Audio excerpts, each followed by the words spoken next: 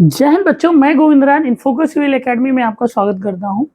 आज का हमारा देखो विषय है मध्यकालीन भारतीय इतिहास के बारे में। आज हम विस्तार से चर्चा करेंगे और इससे बनने वाले परीक्षा से संबंधित जो भी प्रश्न होंगे उन पर भी हम एक एक नोट क्रिएट करेंगे ताकि हमको परीक्षा उपयोगी प्रश्न तैयार करने में आसानी हो। तो देखो, अगर मध्यकालीन इतिहास को अगर थोड़ा सा आपको समझना तो थोड़ा इसके पीछे की हिस्ट्री के बारे में एक क्विक रिव्यू ले लेते हैं, और जिससे हमको ये पता रहेगा कि ये जो कालखंड है ये किस टाइम का है और इससे क्या क्या प्रश्न परीक्षाओं में बन सकते हैं, जिससे आपको उसको समझने में क्या होगी, सुलभता होगी और आसानी होगी। तो देखो, पढ़ने की दृष्टि से यानी कि आसानी बनाए रखने के लिए हमने इतिहास को 3 पार्टों में भारतीय इतिहास को समझा है। एक देखो, हम पढ़ते हैं प्राचीन इतिहास, ठीक है। दूसरा ये मध्यकालीन इतिहास और तीसरा हमारा आधुनिक भारत का इतिहास। तो अगर हम प्राचीन भारत की इतिहास की बात करें, प्राचीन कालीन इतिहास की बात करें, तो देखो वैसे तो हम पढ़ते हैं प्री हिस्ट्री से, पाषाण युग से बात करते हैं। तो जो पाषाण युग में है, मैं देखो यहाँ पर लिख रहा हूँ, पाषाण युग में जो सबसे बाद का है वो है नवपाषाण काल। कौन सा है बच्चों? नवपाषाण काल।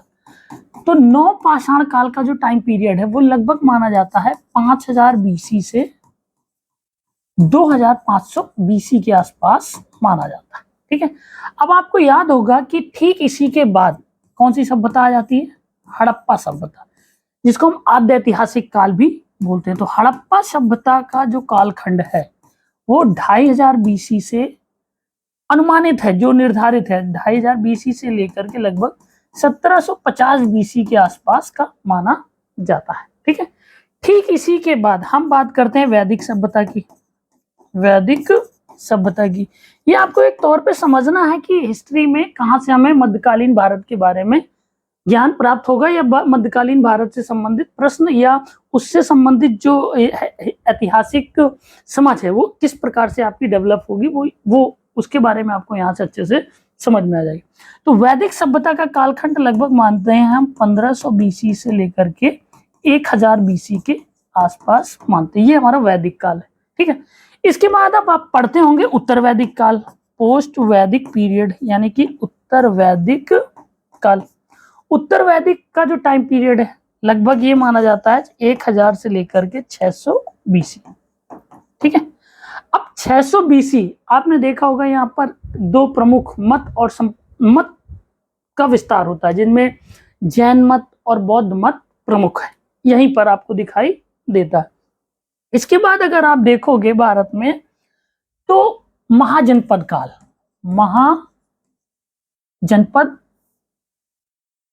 महाजनपद काल के विषय में जानकारी मिलती है, जिनमें हम लगभग ये 600 बीसी के बाद का समय, 600 बीसी के बाद का टाइम पीरियड, ठीक है। किस किस के बारे में जानकारी मिलती है?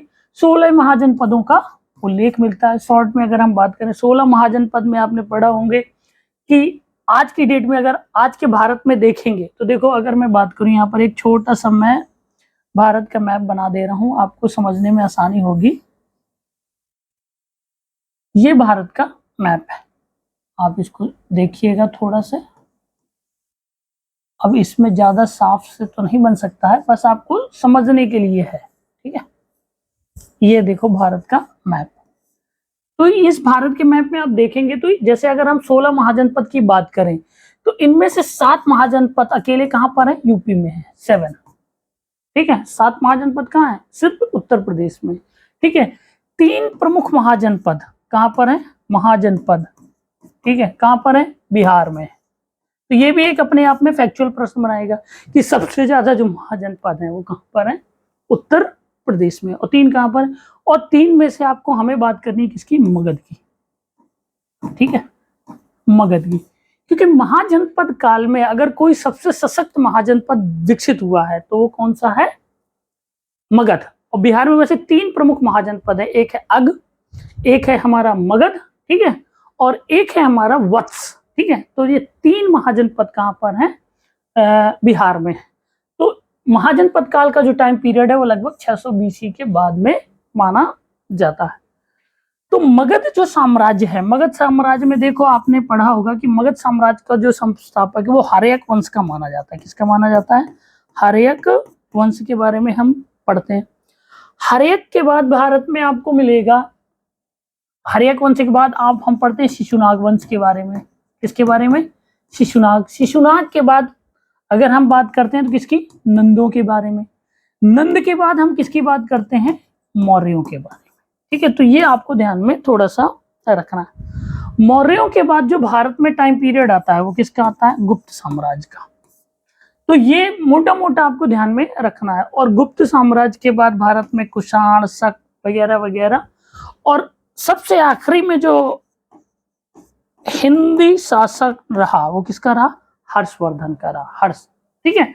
कन्नौज का जो शासन है वो किसके कंट्रोल में रहा? हर्ष के शासन काल में। और इस समय तक भारत में कैसी व्यवस्था थी? एक केंद्रीकृत शासन व्यवस्था थी। लेकिन हर्ष के बाद, यानी हर्ष की मृत्यु लगभग 647 एडी में हो जाती, ईस्वी में हो जाती। इसके बाद अगर आप देखेंगे तो पूरा भारत का जो साम्राज्य है, ठीक है, या अखंड भारत का जो साम्राज्य वो क्या हो जाता है? डिसेंट्रलाइज, विकेंद्रीकृत हो जाता है। यानी कि छोटे छोटे, ठीक है, कह सकते हो रियासतों में विभाजित हो जाता है या रजवाड़ों में विभाजित हो जाता है। उत्तर में राजपूतों का शासन अलग अलग क्षेत्र में, ठीक है, दक्षिण में राष्ट्रकूटों का शासन, चोल वंश का शासन, चालुक्य वंश का शासन, ऐसे आपको शासन दिखाई देते। तो देखो, कोई भी चीज जब संगठित होती है तब तक वो क्या होती है? सशक्त होती है। लेकिन जैसे ही क्या हो जाती है? वो डिसेंट्रलाइज, यानी कि असंगठित होती है। तो दूसरे व्यक्ति का एंटर होना या दूसरे व्यक्ति का उस पर आधिपत्य जमाना या अवसर का लाभ उठाना उसके लिए क्या हो जाता है? सरल हो जाता है। सामान्यतः देखो, जैसे कि अगर दो भाइयों के बीच में अनबन बन जाए तो तीसरा व्यक्ति वहां पर क्या उठा लेता है? उसका फायदा उठा लेता है। तो उसी प्रकार अगर हम भारत का ज्योग्राफिकल कंडीशन देखें, देखो ये भारत है, ठीक है।